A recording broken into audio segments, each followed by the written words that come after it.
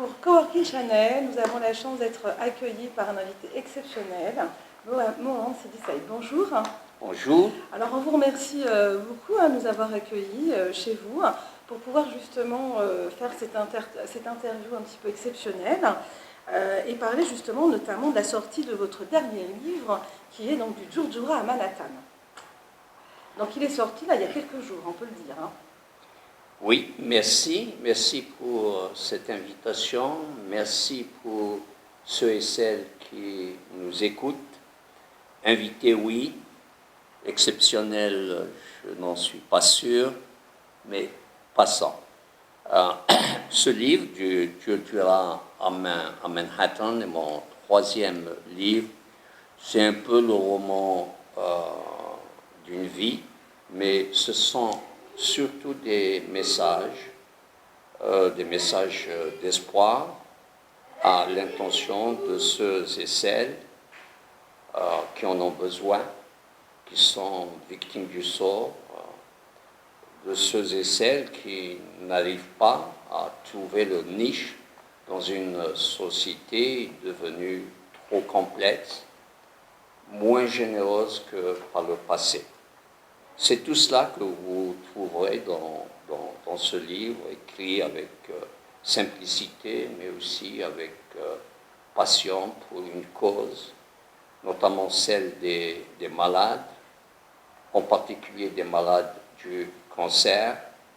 Et c'est aussi, et enfin, un plaidoyer pour une médecine, pour une santé accessible à tous, et notamment à ceux dépourvus de moyens financiers. Écoutez, effectivement, c'est très intéressant. Alors moi, je vais revenir plutôt justement sur ce titre, qui est quand même très symbolique, du Djurdjura à Manhattan. On va revenir sur votre parcours. Il faut le dire, votre histoire est juste incroyable.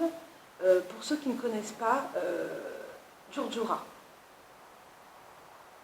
est-ce que vous pouvez parler de votre parcours? Parce que c'est quand même assez symbolique.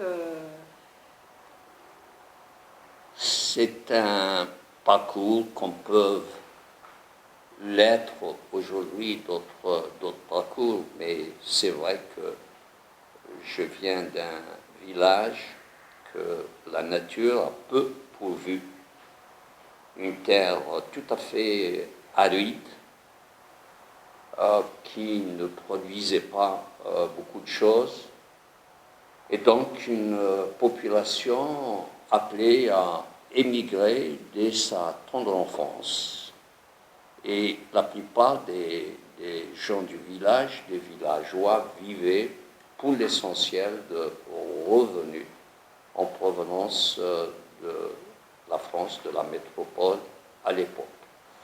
À une vie assez difficile parce que le climat n'est pas très fréquent, clément, avec des hivers très rigoureux et des étés avec une chaleur torride.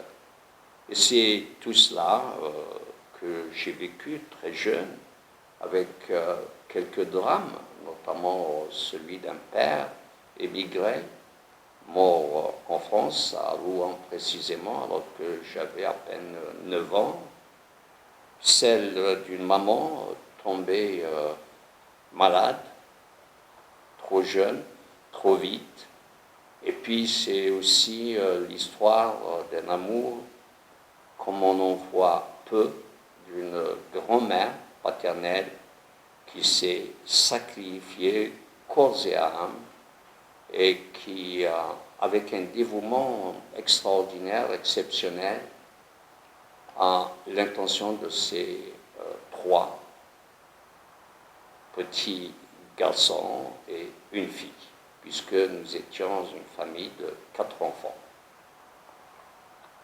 C'est important ça. Donc effectivement, donc une maman qui s'est occupée effectivement à la difficulté, dans une forme de souffrance, comme vous dites, avec ses enfants. Est-ce que justement,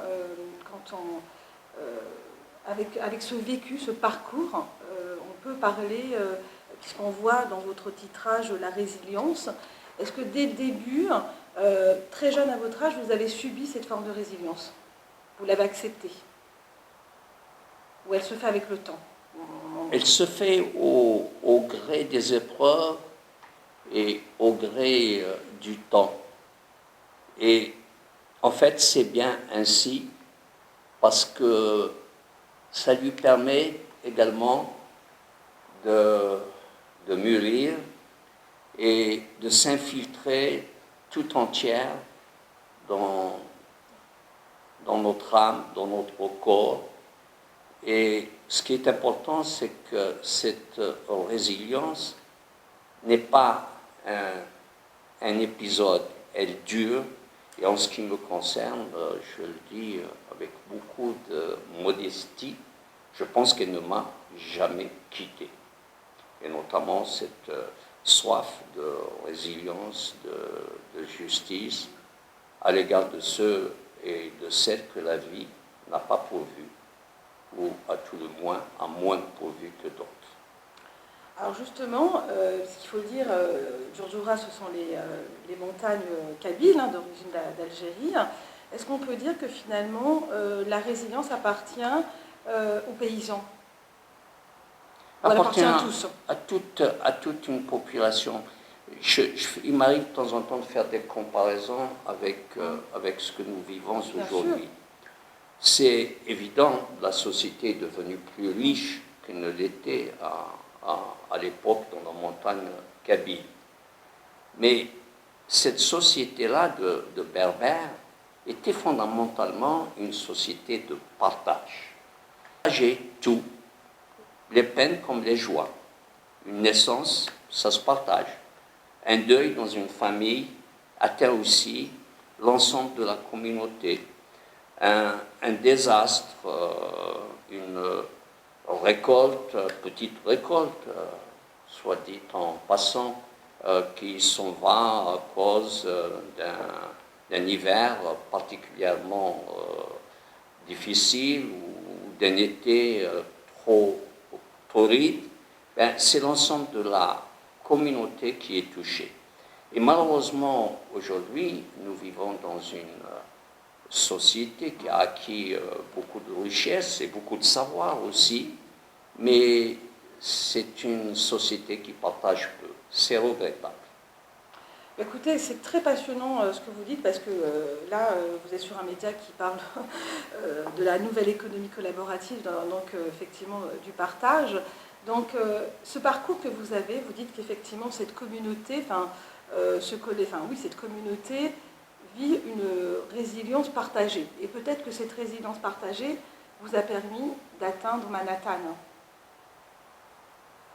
Oui, en partie ça, mais aussi après, oui, on reviendra sur le parcours, grâce à la générosité, notamment d'un cousin assez éloigné, qui à 10 ans m'a mis l'étrier, le pied m'a mis en marche en m'inscrivant, alors que je ne m'y attendais absolument pas à l'école à l'âge de 10 ans. Donc, il arrive que des circonstances font que, alors que votre présent, votre futur paraît tout à fait tracé, et puis il y a quelque part une âme bienveillante, oui, c'est ça, une âme bienveillante, qui vient se mettre en travers de votre chemin et vous ouvre les portes. Dans mon cas, ça a été les portes de l'école, qui a été à la fois une surprise, une découverte, et devenue par la suite une passion. La passion d'apprendre, de savoir, de lire, d'écrire. Et je crois que c'est cette passion-là qui m'a permis d'aller jusqu'à Manhattan, aux États-Unis. Oui, bravo. Ça veut dire que cette forme de... après avoir... toujours vous êtes dans la résilience. Après cette résilience, les rencontres, donc une clé, une porte s'ouvre à vous. La passion des études, la connaissance, et puis tout ce parcours va faire qu'on arrive à Manhattan. Alors justement, on va revenir encore une fois sur votre parcours. Effectivement, donc il y a la rencontre qui fait que vous étudiez, vous faites des études de droit. Et pareil, une seconde rencontre qui va aussi vous pousser vers les métiers de la santé. Tout à fait, une seconde rencontre. Oui, d'une certaine manière. Et je dois dire une dernière. Parce que s'il fallait envoyer un message aujourd'hui, notamment à tous nos jeunes, à tous ceux qui aspirent à une vie meilleure, il peut arriver que quelqu'un vous entrouvre une porte. Mais après, il y a la suite. Bien sûr. Il y a l'effort, il y a le courage de faire, d'entreprendre, il y a l'envie d'aller plus loin. Donc, mon message, il ne faut pas compter que sur les autres. Bien Mais sûr. c'est un fait qu'un médecin que j'allais voir pour une grippe tout à fait banale m'a posé la question de savoir ce que je faisais. Il dit, j'essaie de faire des études de droit pour défendre des opprimés, des pauvres. Et il me dit, toi qui ne parles pas un seul mot d'arabe, tu seras bien avancé quand il faudra plaider dans une langue que tu ne possèdes pas. Et sans même me demander mon avis, il appelle quelqu'un, il se trouve que c'était le patron d'une entreprise de médicaments. Et quelques mois après, je rentre au sein de cette société où je suis resté 40 ans. Oui, un parcours juste incroyable, puisque effectivement cette société va vous permettre de voyager dans les 4 coins du monde avant d'arriver effectivement aux États-Unis. Vous parcourez toute l'Afrique. Pas seulement l'Afrique, bien sûr, le monde. L'Afrique, l'Europe, les États-Unis. Bien sûr. J'ai vécu dans une dizaine de pays finalement. On a souvent fait nos valises. Et finalement, pour atterrir un jour, dans le début des années 1990, à Manhattan, au siège de l'entreprise qui employait à l'époque plus de 100 000 employés à travers le monde, culminant avec un chiffre d'affaires dans les années 2000, voisin de 50 milliards de dollars chaque année. C'est que ce que vous endurez pendant votre jeunesse, donc ce combat des opprimés, vous perdez effectivement un père jeune, donc il y a une forme de logique, vous défendez la santé. Donc finalement ce parcours a été un petit peu choisi de manière consciente ou pas? Non, il n'a pas été conscient, puisque c'est le résultat de rencontres, de phénomènes exceptionnels, voilà. si vous voulez. Mais c'est vrai que la fréquentation de l'hôpital, je connais pour avoir rendu visite très régulièrement à ma jeune mère, à ma jeune maman, hospitalisée à de multiples reprises dans un petit hôpital de la ville qui existe toujours et qui s'appelait à l'époque l'hôpital Sainte-Eugénie, près de la ville de Ain el-Hammam, où Michelet à l'époque. Mais une fois dedans, ça vous permet aussi quand même de toucher du doigt, de voir de près une certaine misère. Et cette misère, je l'ai découverte en premier lieu en Afrique de l'Ouest en particulier.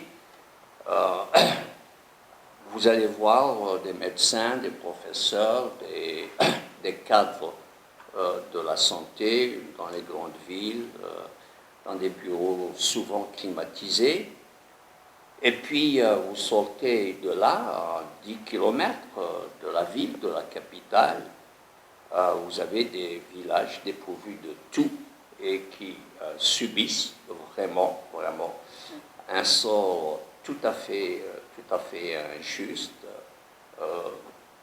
Des villages comme ceux que j'ai connus, comme le mien, Bien à sûr, l'époque où bien j'étais sûr. en Kabylie, Bien sûr. village sans infrastructure sanitaire du tout, sans hôpitaux, et les gens survivent plus qu'ils ne vivent.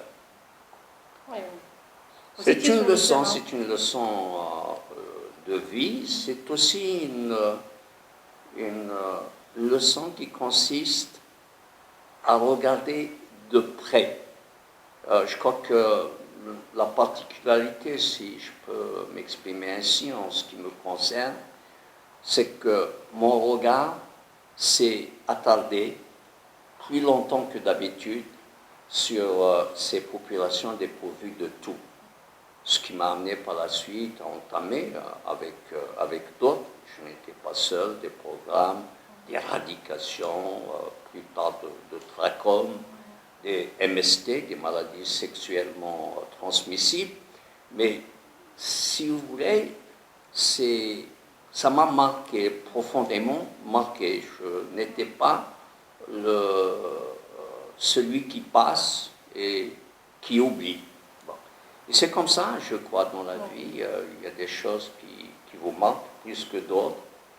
Et moi, la pauvreté m'a profondément marqué. Je la supporte moins bien qu'à l'époque où il était en moi. Et aujourd'hui, quand je vois des gens pauvres, dépourvus de tout, j'ai un sentiment de résilience profonde à l'égard des SDF, par exemple, au point de prôner et de dire, quand cela m'est permis ou quand une opportunité se présente, que le logement doit être un droit immuable pour tous, comme celui de l'accès à la santé. Bravo, bravo, parce que vous avez parlé de deux éléments essentiels, effectivement, la santé et bien sûr un logement. Et vous savez, quand on a démarré un petit peu cet entretien, vous avez parlé pour une santé pour tous. C'était votre combat dès le début. Au vu du vécu, puisque vous étiez sur le terrain, vous avez vu la misère. Donc je trouve qu'effectivement c'est des sujets importants et qui malheureusement, et là on va parler de l'actualité qui fait qu'aujourd'hui on a encore beaucoup de problèmes à régler au niveau de la santé. Puisque voilà, comme je vous disais tout à l'heure, on est en plein Covid-19, on sort d'un confinement donc, qui a commencé courant mars. Aujourd'hui on est au mois d'août, on est dans cette phase de déconfinement. Et effectivement, il y a encore beaucoup à voir, puisque récemment j'entendais dans l'actualité que, bon ça c'est un autre sujet, mais d'un point de vue, il y a eu effectivement beaucoup de morts, beaucoup de cas malades, et certains n'ont pas été totalement, puisque c'est un coût, quand on tombe malade, la sécurité sociale ne prend pas tout à charge. Et vous parlez de ce sujet, c'est important parce que je pense que pour un pays, la santé c'est essentiel pour qu'elle puisse grandir. Alors, revenons sur la phase confinement et confinement. Vous, comment avez-vous vécu justement cette phase de confinement? Juste un mot, si vous permettez, Oui, à propos de la santé. C'est un sujet extraordinairement important. Et en fait, la santé, c'est quelque chose qui nous suit dès la naissance, je dirais même un petit peu avant, jusqu'à la mort. Et l'émergence d'une bonne santé, accessible à tous, peut être déterminante dans la stabilité de nos nations. C'est aussi une forme d'expression de résilience dont on parlait tout à l'heure, ou tout simplement de justice. Je crois qu'on ne le dira jamais assez. L'accès universel à la santé, qui est aujourd'hui émiettée, pour ne pas dire plus, est un sujet qui est d'actualité et qui restera d'actualité dans les années, dans les décennies à venir, au point que dans ce pays qui est le nôtre et où nous vivons, je prône un Grenelle de la santé, parce que le système actuel ne répond pas aux besoins. C'est un système qui a fonctionné pendant des décennies, mais qui n'a pas su évoluer avec le temps. Et donc, il y a une nécessité de remise à plat du système de santé d'aujourd'hui pour le mettre au niveau de l'économie nouvelle, celle du savoir, l'économie de la connaissance et de l'intelligence artificielle.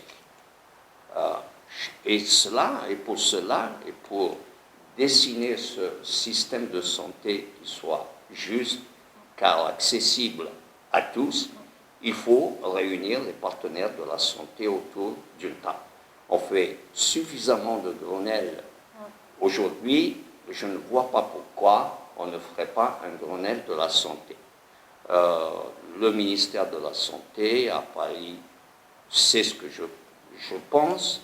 Le ministre lui-même a reçu mon dernier livre, Durant Manhattan, et je ne désespère pas qu'après le Ségur de la santé, il y ait une véritable réforme de la santé.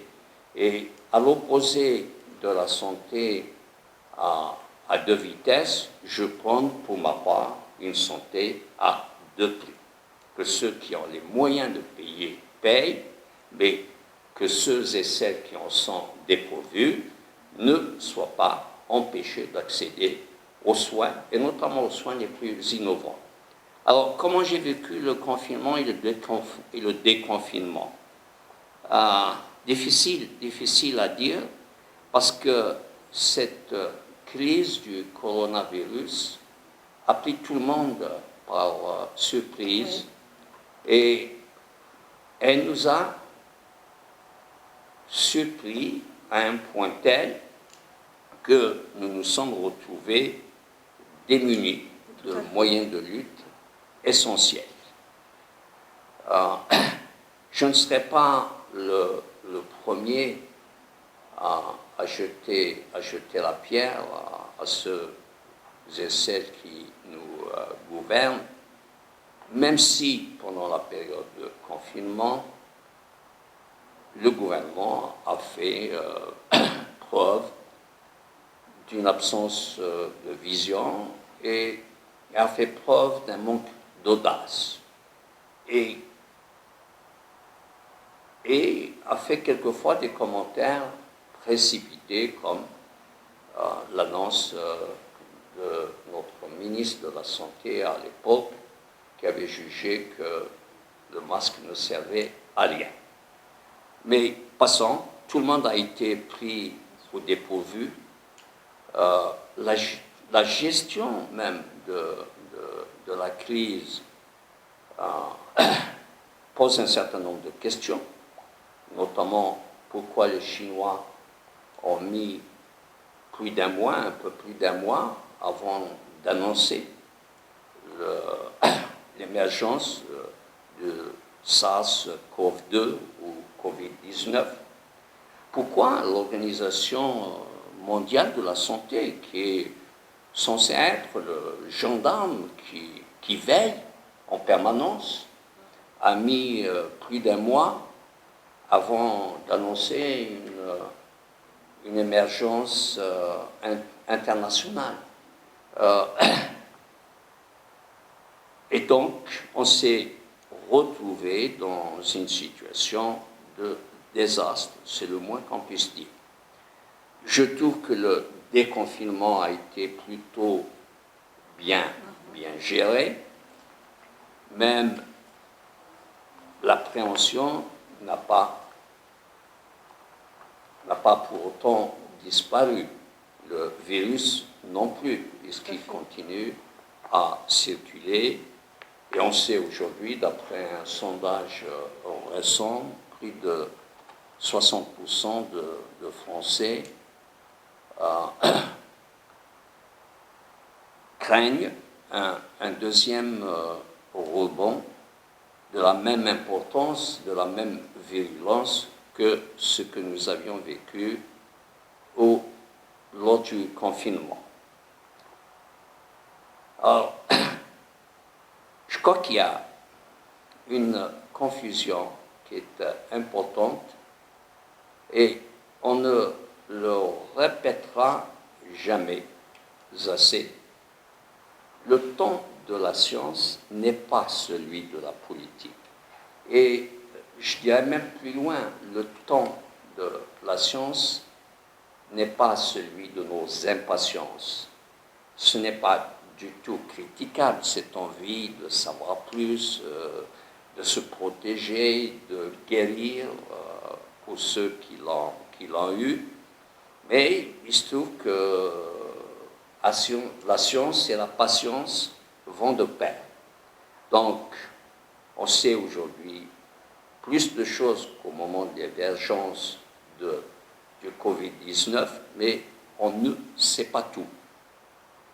Et malheureusement, il y a des professionnels, notamment au plus haut niveau de la santé, qui ajoutent un facteur d'appréhension, un facteur de tension, en disant le matin une chose et l'après-midi le contraire de cette chose. Et je crois qu'il faut apprendre le temps de la patience, laisser les chercheurs faire leur travail, mais je suis aujourd'hui moins inquiet que je ne le fus au moment d'émergence du Covid-19. Pourquoi? Parce que tout simplement le phénomène de surprise joue aujourd'hui en notre faveur, en ce sens qu'il n'existera pas. Et nous avons un certain nombre de barrières et il faut les répéter à plusieurs reprises. C'est le savon et le gel hydroalcoolique pour se laver les mains beaucoup plus fréquemment que par le passé. C'est la distanciation physique chaque fois qu'elle est possible, et quand elle ne l'est pas, bien tout simplement, c'est le masque. Et je dois vous avouer que je suis assez surpris que lors du déconfinement, le gouvernement n'ait pas imposé le port du masque. Je pense qu'on y arrivera, mais il faut que ça devienne quand même une habitude importante, parce que on sait que ce virus a un paradoxe. C'est celui d'être inoffensif dans la plupart des cas, notamment chez des jeunes, mais c'est aussi cette capacité d'être tout à fait dévastatif chez des personnes âgées ou porteuses de facteurs de comorbidité. Alors justement, ce déconfinement, donc clairement vous préconisez le masque, hein, ça c'est évident, voilà. Comment vous avez aussi vécu, parce que vous avez aussi fait cette remarque, que les discours ont changé du jour au lendemain, port du masque, le port du masque, vis-à-vis justement de sa population. À certains, causer des problèmes psychologiques, une forme de peur, d'angoisse. Que pensez-vous justement de cette attitude finalement? Parce que, alors bien sûr, on a bien compris que c'était cette crise sanitaire, personne n'était prévu, c'était exceptionnel. On a eu la chance d'interviewer des psychologues, des psychiatres, Et beaucoup de personnes ont très très mal vécu la partie confinement, hein, même aujourd'hui le déconfinement, parce qu'enfermer, vous savez, c'est une forme de... Le confinement a été quand même une manière d'être... bon, c'était important de le faire, mais c'est une manière aussi d'être emprisonné chez soi. Est-ce que vous pensez que finalement le discours qui a été tenu a été positif en fait?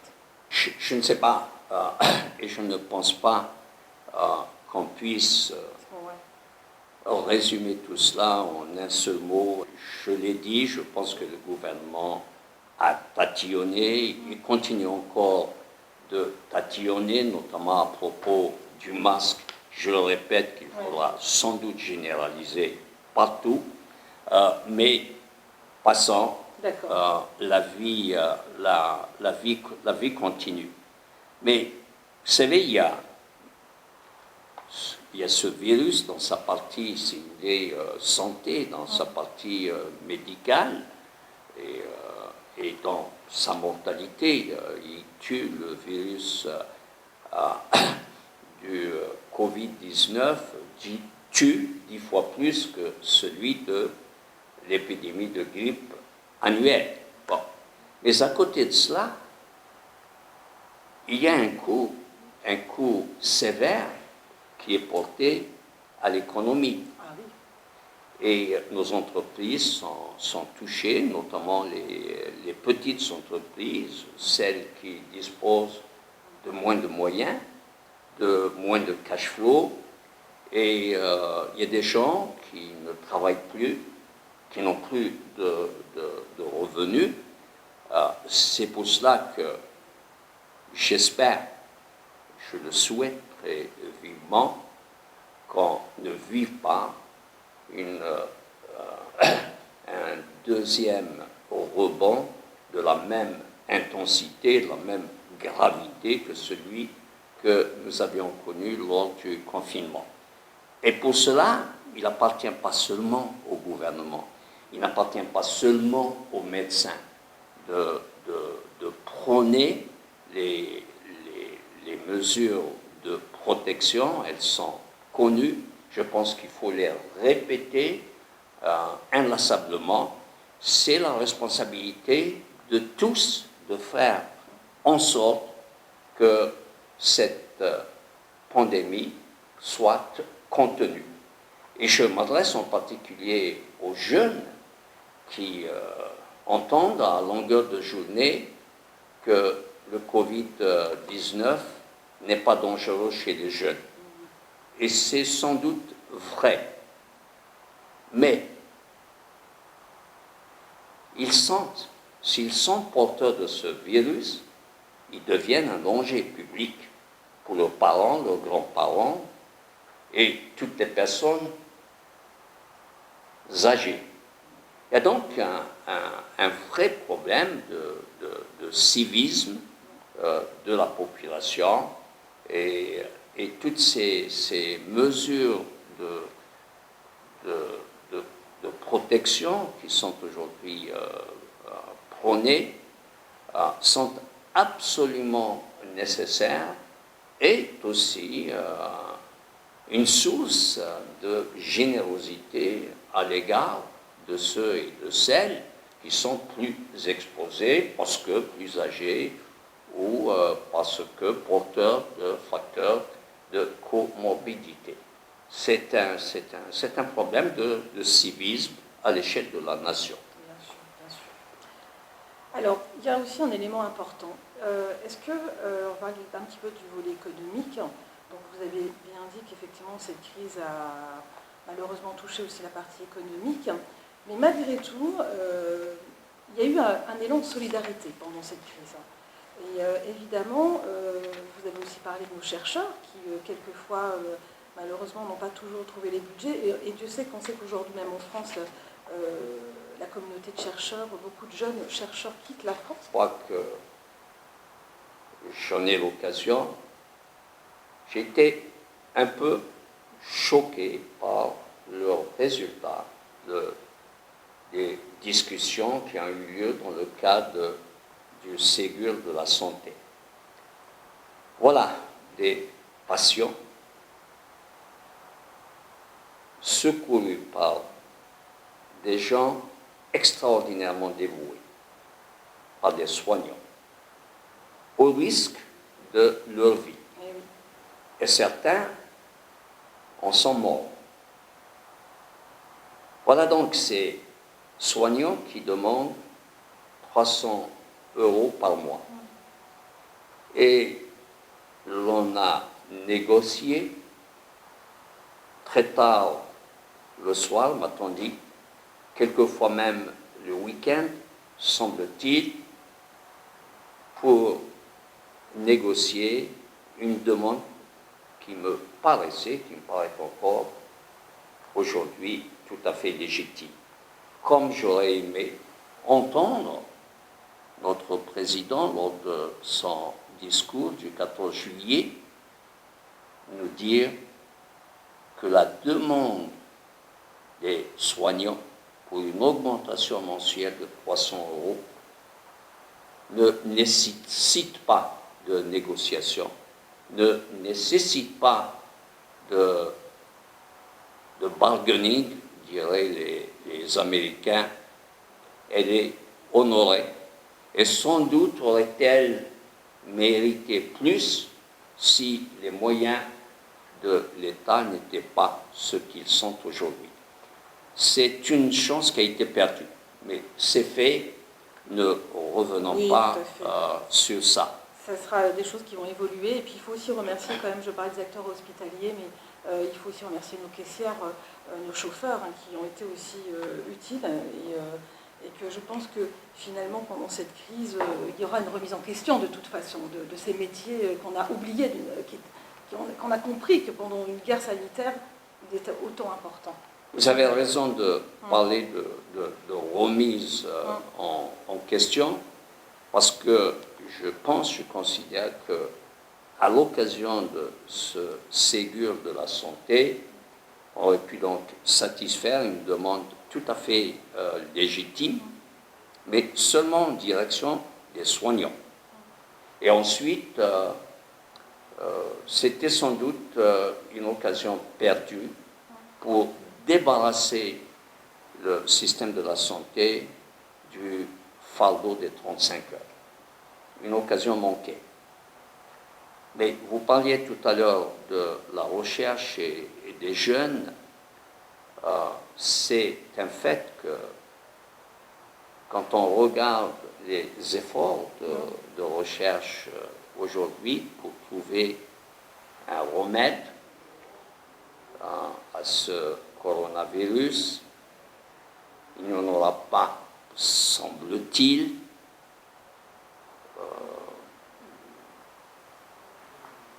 tout au moins, il est prématuré de se prononcer sur une thérapeutique curative, mais on a vu un déploiement d'énergie, de ressources, d'envie et d'argent jamais rencontré dans le domaine de la recherche et du développement pour trouver un vaccin.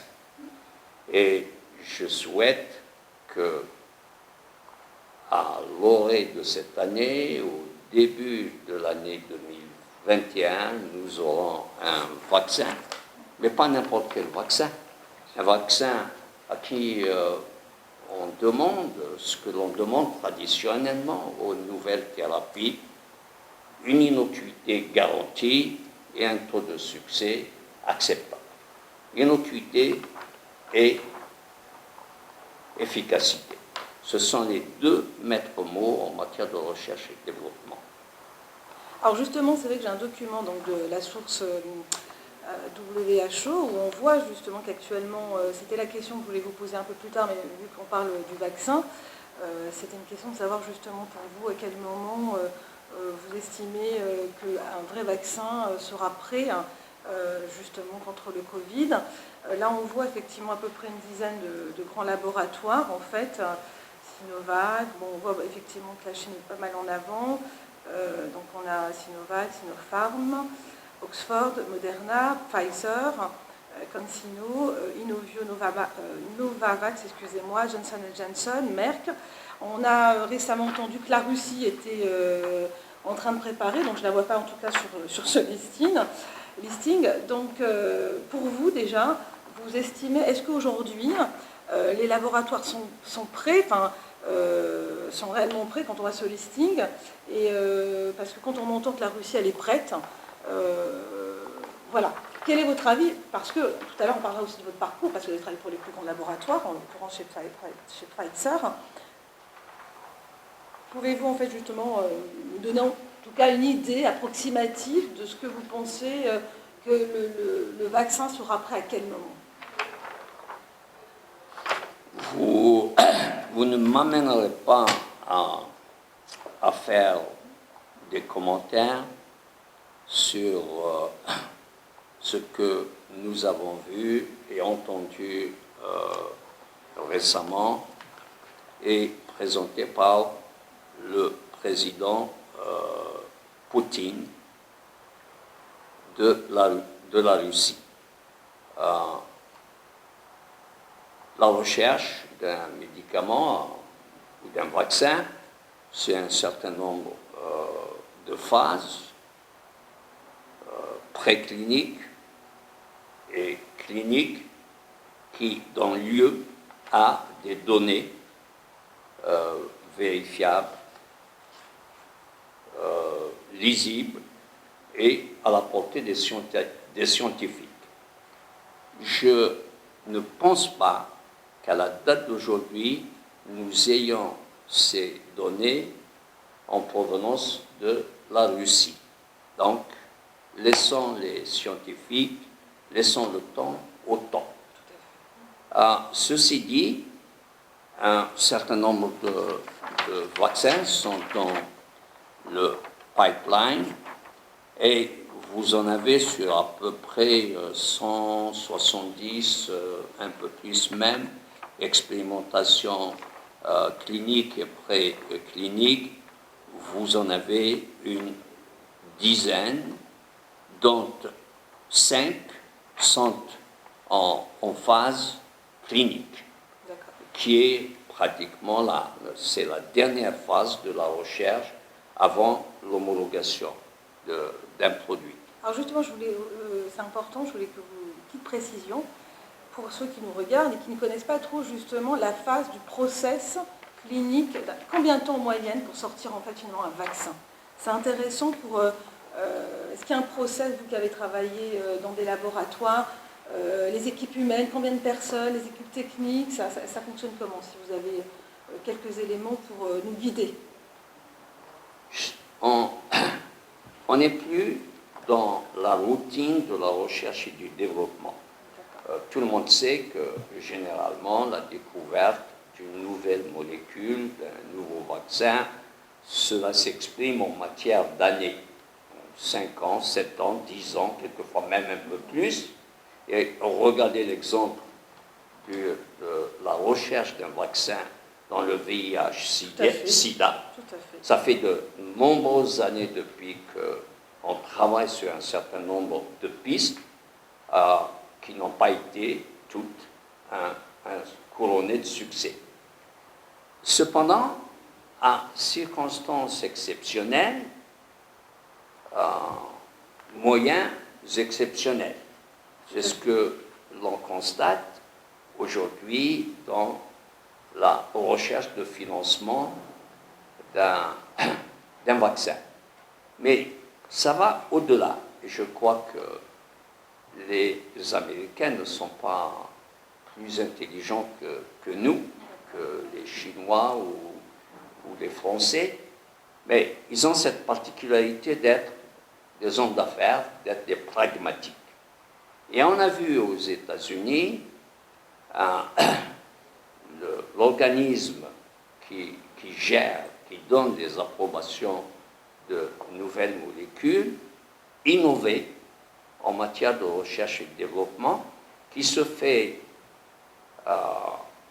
généralement par séquence. Elle est séquentielle.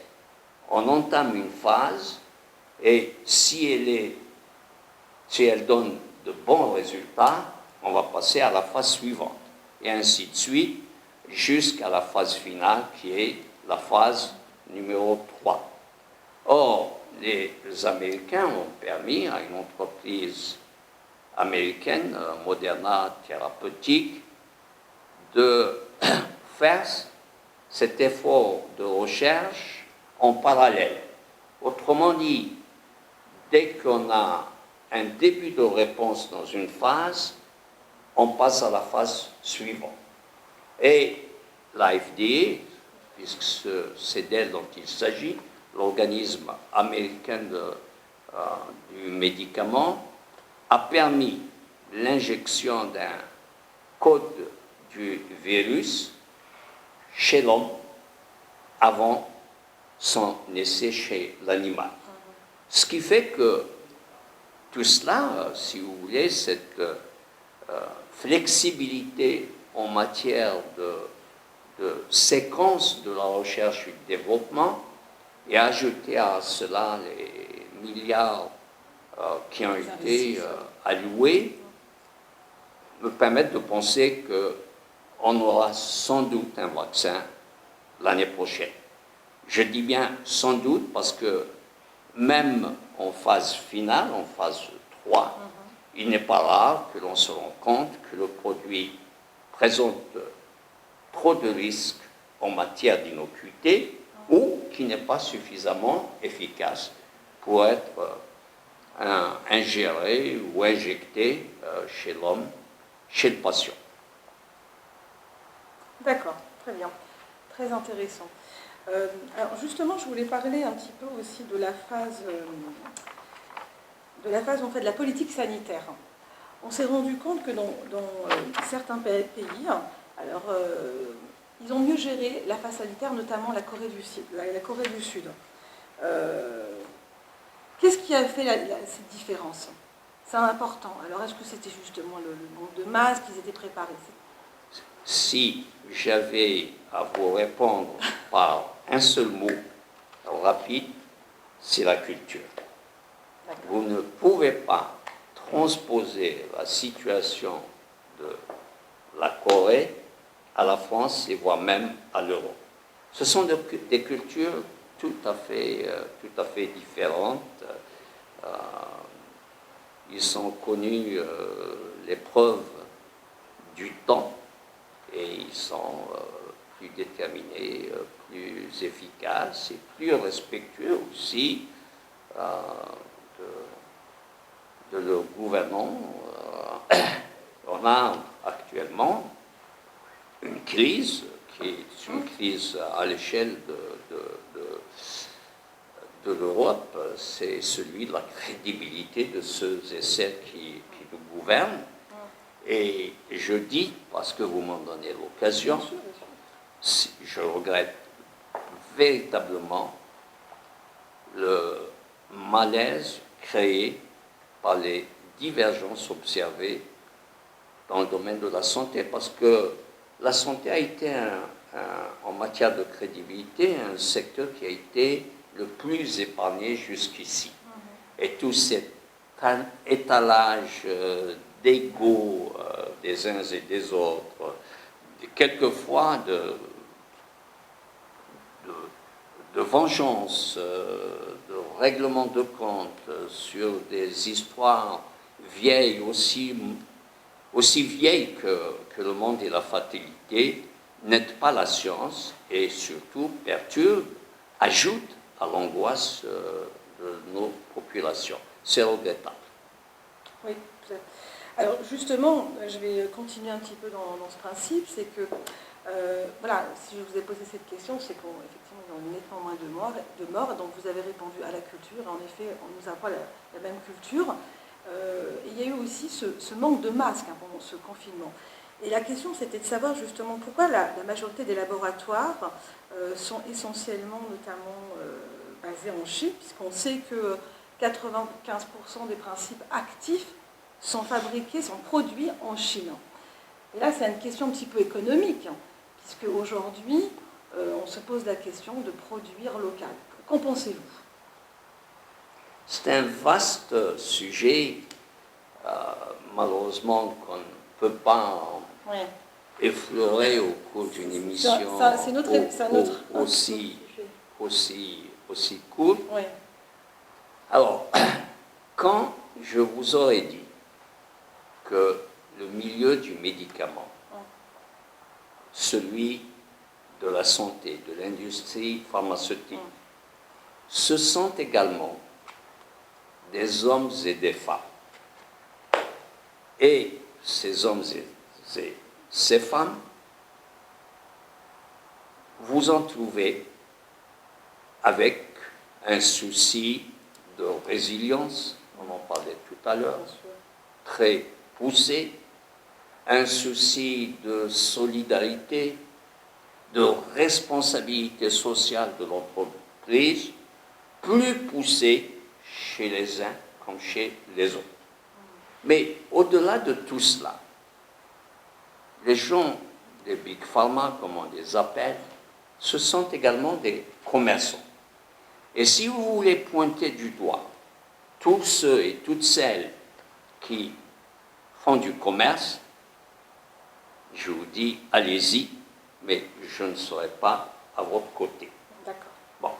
Ceci dit, il y a quand même dans toute activité, dans toute entreprise, quelle que soit sa nature, un élément, celui de la décence, celui de la conscience, vous savez, cette voix qui nous dit ce qu'il faut faire, qui nous dit que ceci est bien, ceci est mal, et à mon sens, c'est cela qu'il faut encourager. Maintenant, si vous voulez parler de la délocalisation de l'industrie pharmaceutique, et notamment la production des principes actifs, je pense qu'il faut essentiellement adresser la question à ceux qui nous gouvernent. Pourquoi diable s'acharner sur le prix de thérapie qui coûte 4-5 euros, un traitement d'une semaine, quelquefois même moins, alors que nous avons des thérapies nouvelles, innovantes, qui nécessitent quelquefois 100 000 euros, quelquefois même plus, pour un traitement. Je pense que véritablement, il y a un problème de stratégie, un problème de concentration qui est important. Et le résultat, il est ce qu'il est. Tous ceux qui pouvaient produire ailleurs, en Inde ou en Chine, avec des coûts de main-d'œuvre moins élevés et qui leur permettent de sortir de la situation de non-rentabilité dans leur pays d'origine, par exemple la France, je crois qu'il y a beaucoup de choses à redire. C'est un très grand débat. Et il faudra sans doute ouvrir à un moment où on entre ce débat.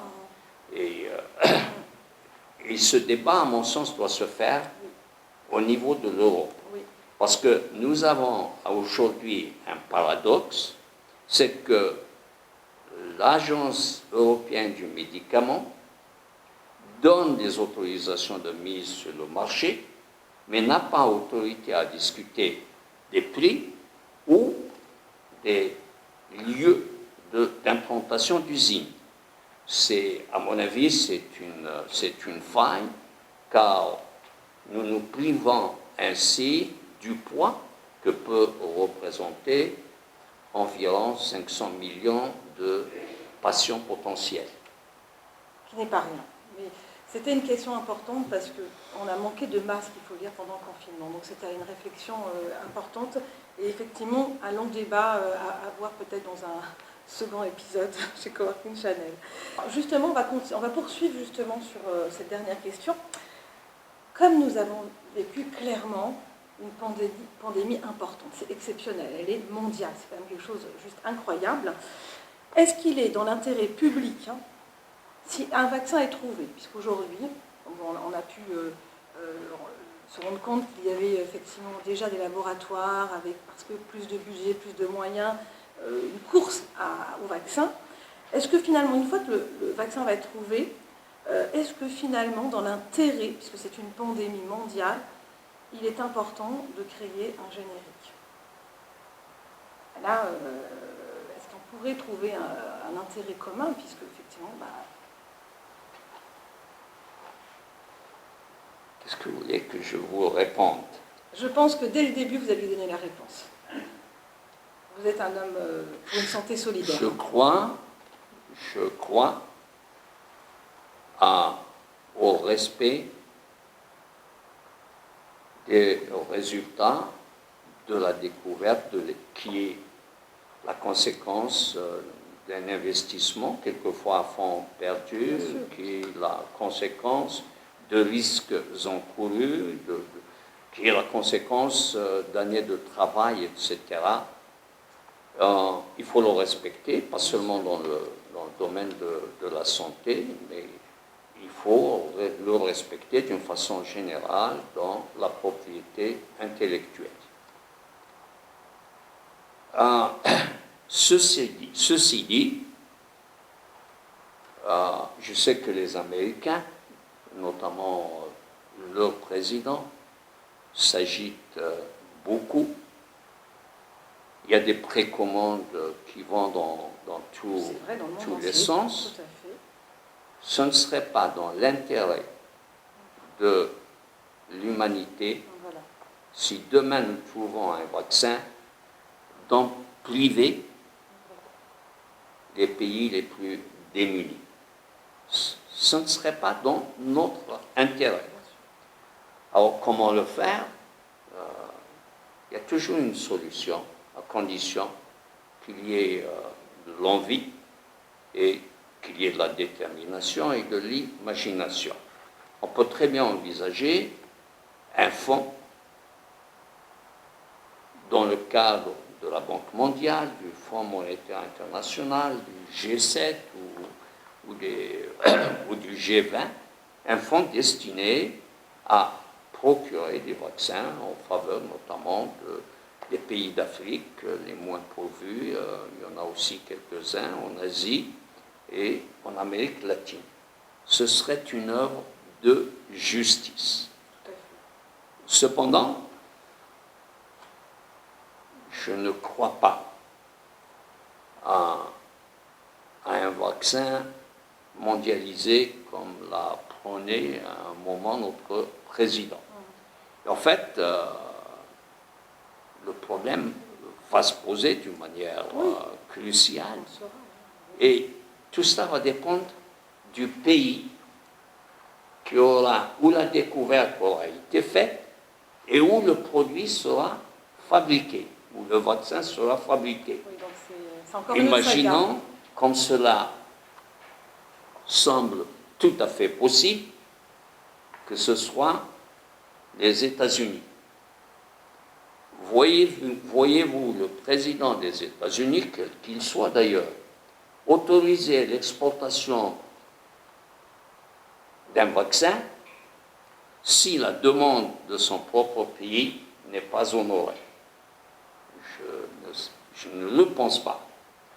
Donc, il faudra sans doute, à la place de la prolifération de génériques, encourager l'émergence de licences. Que l'entreprise qui découvre le premier vaccin, j'espère qu'il y en aura plusieurs, et c'est important parce que ça va jouer aussi sur les prix, parce qu'aujourd'hui on parle d'un vaccin entre 50 et 70 dollars l'injection. C'est beaucoup, c'est énorme. Il faudra donc encourager l'émergence de licences. Que celui qui a le monopole de la découverte licencie sa découverte pour que des fabrications aient lieu en Europe, en Asie, en Amérique latine. Et ça me paraît être la solution sans doute la plus efficace, parce que il n'y a pas l'ombre d'un doute que les Américains ont aujourd'hui une longueur d'avance, et notamment Moderna Thérapeutique, qui est une petite entreprise, soit dit en passant, gérée par un président français, a bénéficié du support financier immense, un peu plus de 400 millions de dollars du gouvernement américain. Il y a certainement des contreparties. Ben oui, bien Bon. sûr. C'est collaboratif, on est dans le partage. Je pense que la réponse à cela, ce sont des contrats de licence pour permettre une production qui réponde à tous les besoins. Merci pour votre réponse. Alors, un autre sujet.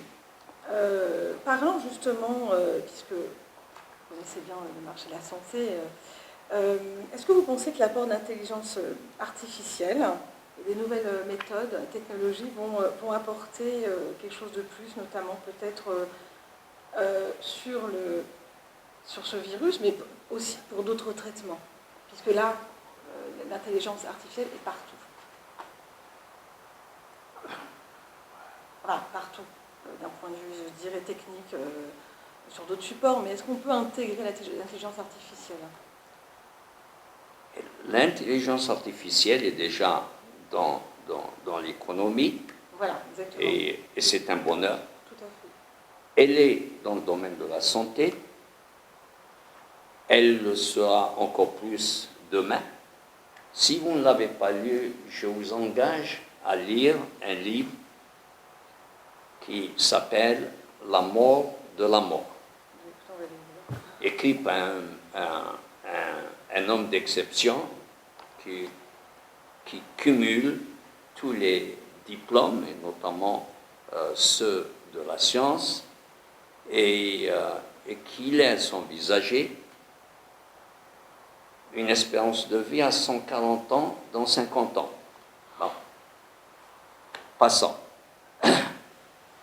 Mais c'est un fait que l'intelligence artificielle, aujourd'hui, l'économie de la connaissance, ce sont des chances pour l'ensemble des pays, et notamment pour les pays les moins pourvus. On n'a plus besoin de millions et de millions de dollars pour se lancer dans l'intelligence artificielle. Et on voit des petites entreprises tout à fait innovantes, très actives, très agiles, et je pense que ce sera très certainement la surprise du siècle. Ce sera l'intelligence artificielle. Et nous constatons aujourd'hui, ma montre, votre semelle peut-être, et d'autres innovations qui existent déjà et qui vont venir et qui vont, je le crois sincèrement, contribuer au bien-être de la population. Cependant, hélas, toute médaille a son revers. Et le revers de l'économie de la connaissance et de l'intelligence artificielle, ça va être l'émergence d'hommes, de femmes, de petites entreprises, d'entreprises moyennes qui seront sur le bord du chemin. Tous ceux et celles qui n'ont pas su trouver à un moment ou à un autre leur niche pour s'infiltrer dans la recherche et le développement, de l'intelligence artificielle. Et ça va faire beaucoup de chômage, beaucoup de pertes d'emplois, qui seront heureusement compensés par la création de nouveaux emplois. D'où la nécessité pour ceux et celles qui nous gouvernent, s'ils nous écoutent, de préparer cette transformation profonde de notre économie. Et pour cela, l'apprentissage, l'éducation vont être des éléments essentiels. Tout à fait. Non, mais c'est important parce qu'effectivement, pour éviter la fuite des cerveaux et puis de nos chercheurs, Donc il faut les aider dans la recherche et développement. Donc ça, c'est important, effectivement. Alors, nous sommes dans les terres d'Aix-en-Provence, pas loin de Marseille. On ne pouvait pas ne pas vous parler du professeur Didier Raoult. Alors, qui est quand même une sommité scientifique, qui a un H-index de 175, concernant justement la chloroquine, qui souhaite prescrire à certains patients du Covid. Qu'en pensez-vous? Voilà, qui n'est pas forcément une finalité en soi, mais c'est aussi important de parler de notre charmant professeur Didier Raoult. Je voulais aussi avoir vos impressions sur ses préconisations. Sachant qu'on n'est pas loin de ces terres, voilà. On est au sud, là. J'ai dit, j'ai écrit que l'on a fait un procès au professeur Raoult. Je ne varie pas sur ce plan-là et je pense qu'il y a eu une tentative au règlement de compte tout à fait inappropriée. Il a eu la bonne idée au bon moment de faire quelque chose. Est-ce que ça a marché? Est-ce que ça marche encore? Laissons au temps le temps nécessaire de façon à pouvoir porter un jugement. Je vous ai dit tout à l'heure que l'industrie pharmaceutique, le milieu de la recherche, ce sont aussi des hommes et des femmes. Des humains comme nous. Et Raoult a dit, en janvier 2020, qu'il est possible. Il a bien utilisé le mot, qu'il est possible. Il n'a pas affirmé qu'il est possible que l'épidémie ou la pandémie disparaisse au printemps. Nous avons eu le printemps, elle est toujours là. Bon. Alors, le professeur Raoult, c'est un phénomène. C'est un microbiologiste mondialement connu. Oui. Il écrit beaucoup, peut-être même trop, à peu près 3700 publications à son actif. Il publie à peu près 200 publications chaque année. C'est incroyable, c'est un génie. Et on peut se poser la question. On se dit, mais pourquoi il n'est pas eu un prix Nobel? Bon, je ne sais pas. Mais il peut arriver aussi que dans la science, on opte pour la quantité, quelquefois au détriment de la qualité. Est-ce que c'est le cas du professeur Raoult? Je n'en sais rien. Mais c'est un fait qu'il a de l'ambition, il aime toujours avoir une longueur d'avance sur les autres, et il a, semble-t-il, beaucoup de gens qui ne lui veulent pas que du bien. Bon. Ok, non mais voilà, c'était intéressant aussi d'avoir votre point de vue, puisque nous sommes pas loin de ces terres. Alors, justement, là, on va parler un petit peu, revenons sur la partie économique. Au vu de ce que nous avons vécu, cette crise sanitaire, est-ce que vous estimez qu'aujourd'hui, puisqu'on est sur le Media Coworking Channel, on parle beaucoup de nouvelle économie collaborative, est-ce que cette crise sanitaire va changer le monde, notamment, par exemple, quand on parle de distanciation sociale, au niveau, quand on va dans son bureau, est-ce que vous pensez qu'on peut parler de nouvelle organisation au travail, nouvelle organisation dans beaucoup de domaines, et que finalement, ça va être notre quotidien?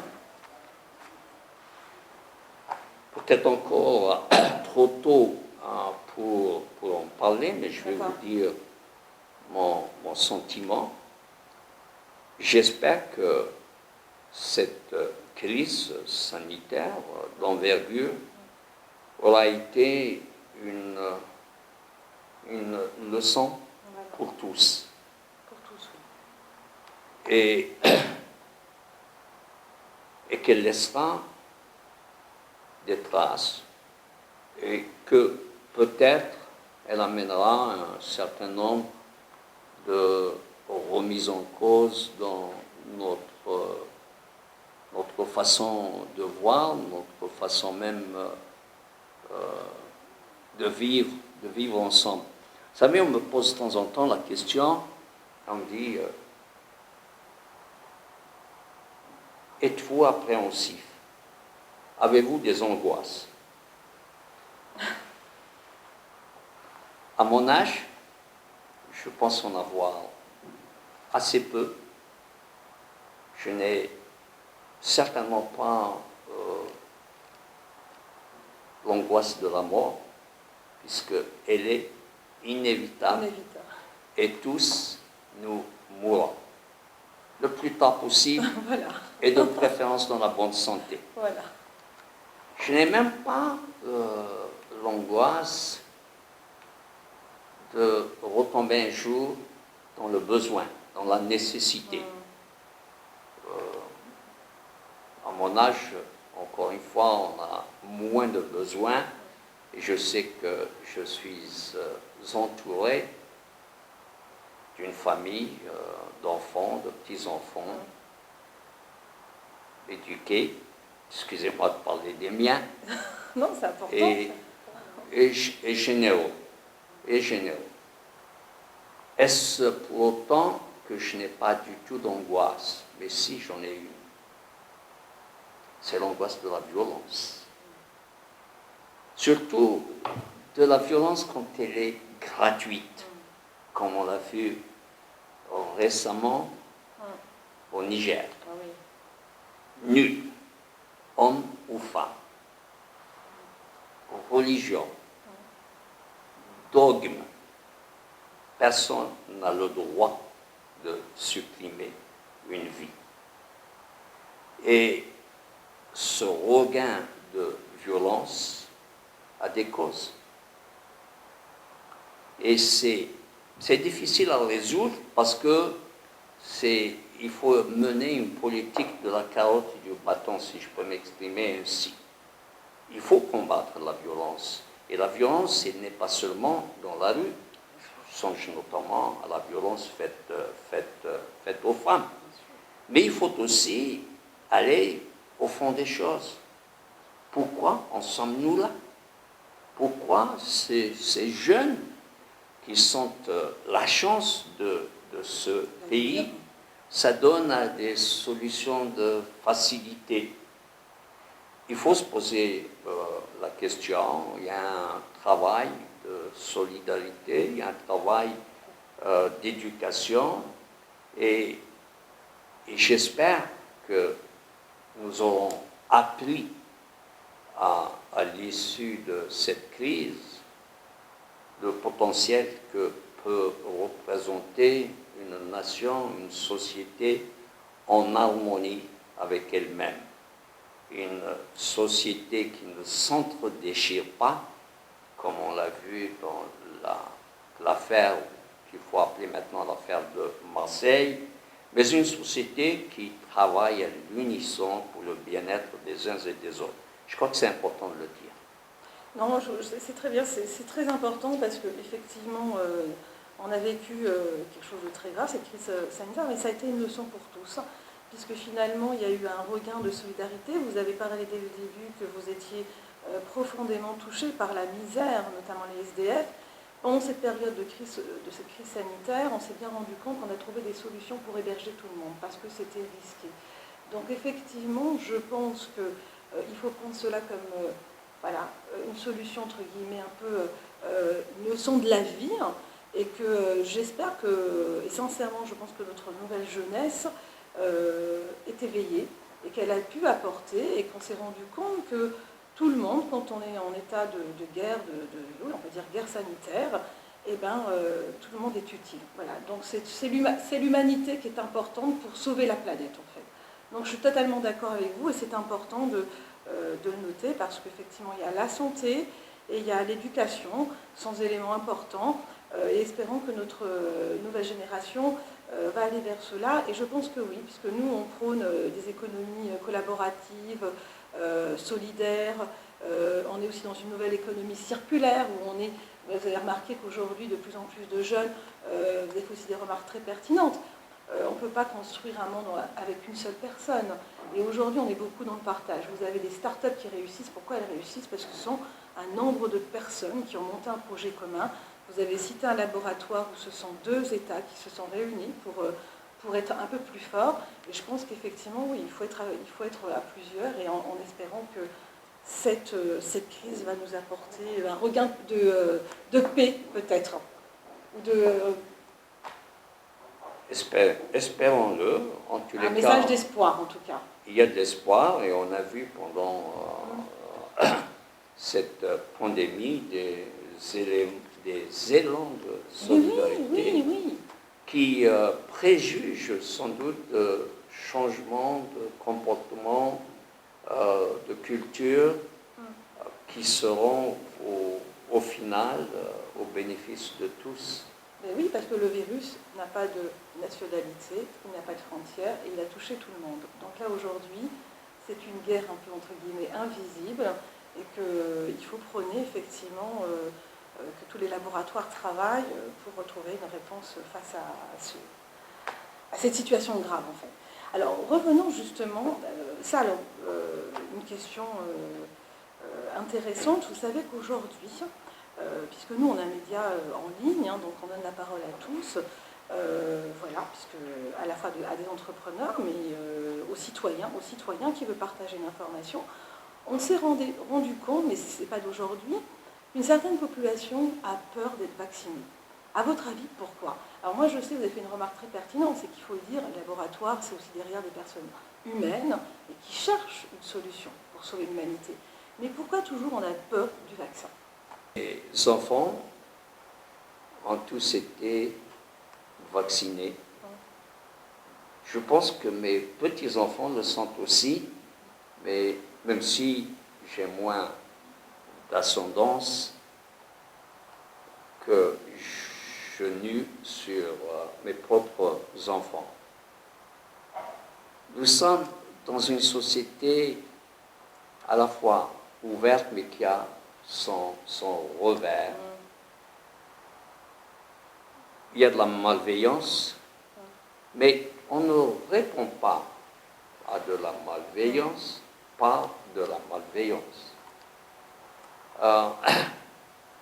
Et nous observons des procès d'intention qui ne sont pas toujours justifiés. La vaccination a sauvé des millions de personnes à travers le monde. Alors, je sais que l'accès à la santé est aujourd'hui grandement facilité par Internet, les réseaux sociaux, et que chacun est médecin. Mais de grâce, écoutons ceux qui se dévouent à la santé. Vous savez, faire des études de médecine, c'est très long, trop long, peut-être même pour certains.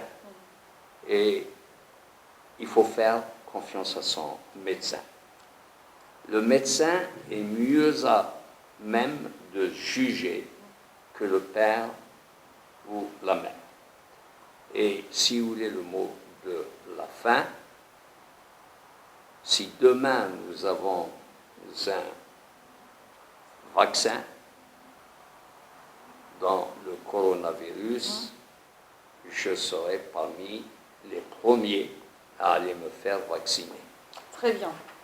Parfait, Mohamed Sidi Saïd. Alors, juste pour terminer, ce sont des questions personnelles pour Working Channel, notamment pour les internautes et le public qui nous regarde. Vous savez que nous, on a aussi tout un volet dédié à l'entrepreneur. Vous avez un parcours fulgurant. Vous avez une histoire quand même très atypique avec... vous n'êtes pas arrivé comme ça si facilement. Vous avez connu la misère. À tous ces entrepreneurs, vous savez qu'aujourd'hui en France, beaucoup d'entreprises se créent.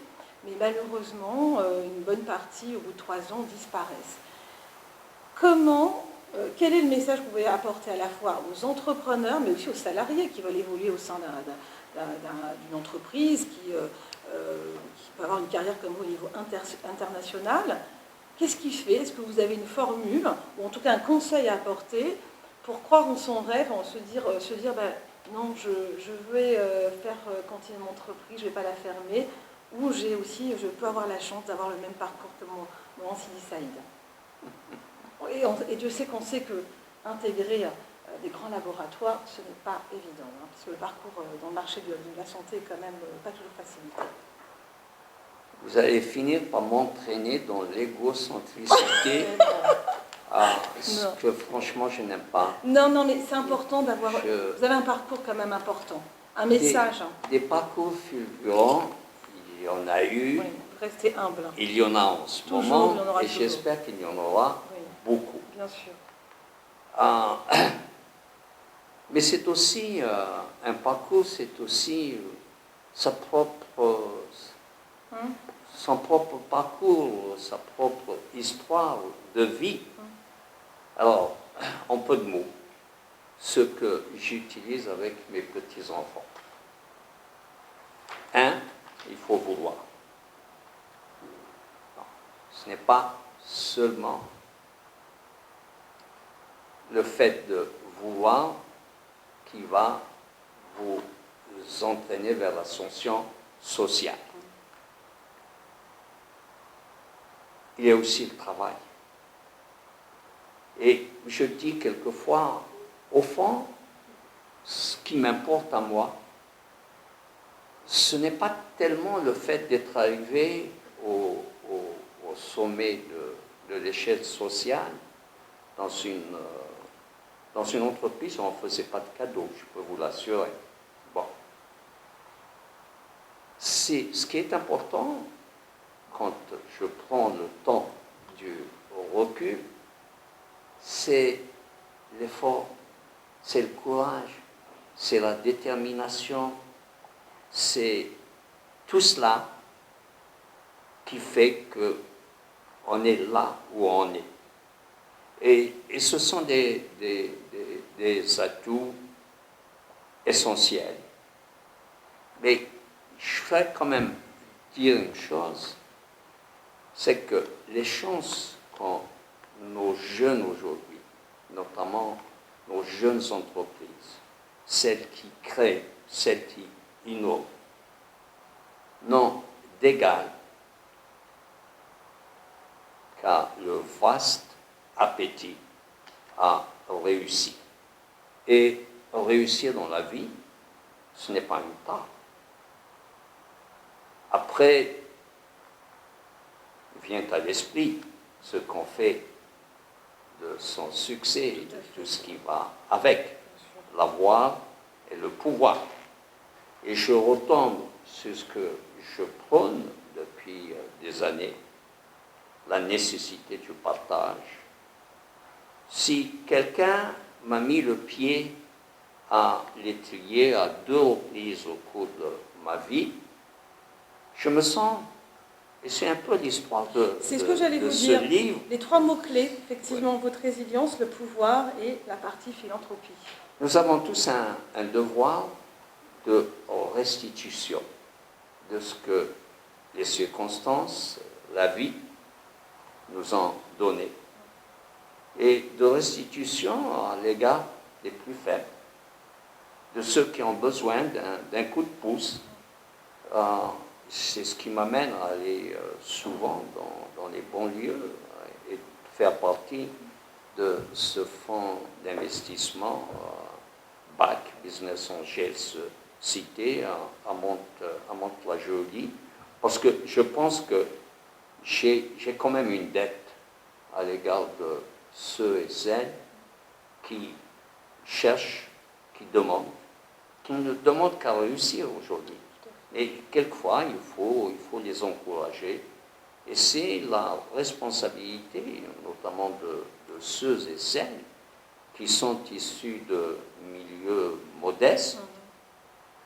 je crois qu'ils ont cette responsabilité de restituer un petit peu de leur avoir et de leur savoir en direction de la société et notamment des plus démunis de cette société.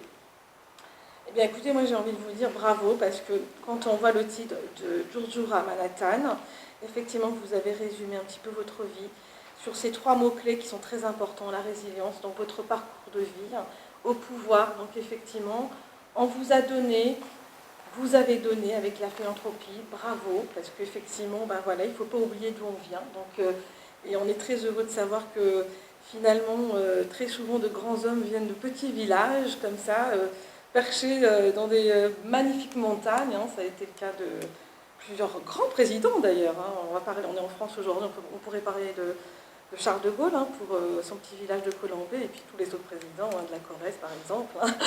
Donc peut-être que c'est aussi un petit secret ça. Les petits villages font un bon cru ou de bonnes graines en tout cas. Donc nous on vous invite bien sûr à découvrir ce parcours du Jurjura à Manhattan puisque c'est un livre donc, qui vient de sortir et que vous pouvez trouver notamment sur internet aussi puis chez différentes librairies.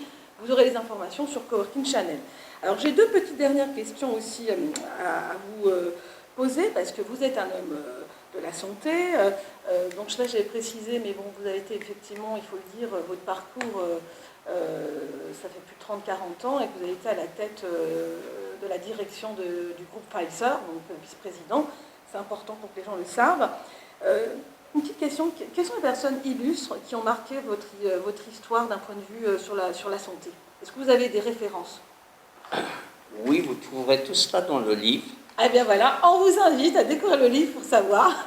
Donc un peu de suspense, vous voyez, il y a le côté commercial de Mohamed Sidi Saïd. Vous voulez en savoir un peu plus, on vous invite à découvrir le livre. Alors, notre petite dernière question. Donc on a une rubrique chez Coworking Channel. Si on vous demande de vous définir aujourd'hui, à l'instant T, en 5 mots-clés. L'homme, Mohamed Sidi Saïd, avec effectivement son parcours de vie. 5 mots? Oui, après vous en avez un 6e, vous n'êtes pas obligé, 3, 4, mais voilà. L'écoute. Voir, entendre, partager, donner sans espoir de recevoir. Ça fait les 5 ou pas?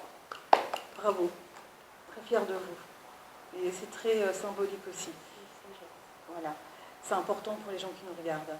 Dernière petite question. Aujourd'hui, Mohamed Sidi Saïd, qu'est-ce que vous avez dans votre poche?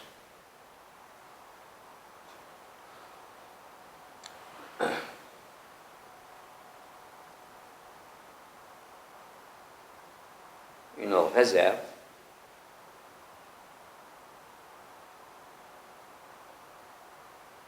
sincère, déterminée, d'envie de faire toujours plus, et notamment à l'égard d'une communauté qui m'est chère, et j'ai été un des leurs, la communauté des enfants orphelins ou des enfants abandonnés ou placés par la justice dans une organisation qui a vocation à s'en occuper. Merci beaucoup. Merci à vous. Merci.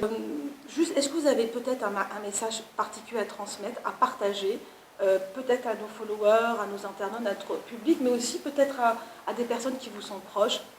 Regardez la caméra. C'est à vous. Sans doute un message d'amour à l'égard de ma famille, de mon épouse qui me supporte depuis 58 ans, et puis à tous ceux et celles qui travaillent aujourd'hui, malgré mon âge, avec moi, pour apporter un petit peu de bien-être à une société qui en a grandement besoin. Merci à vous tous. Merci à ceux et à celles qui nous regardent. Et j'espère que vous ne serez pas déçus quand vous aurez lu du Durdurin à Manhattan. Merci.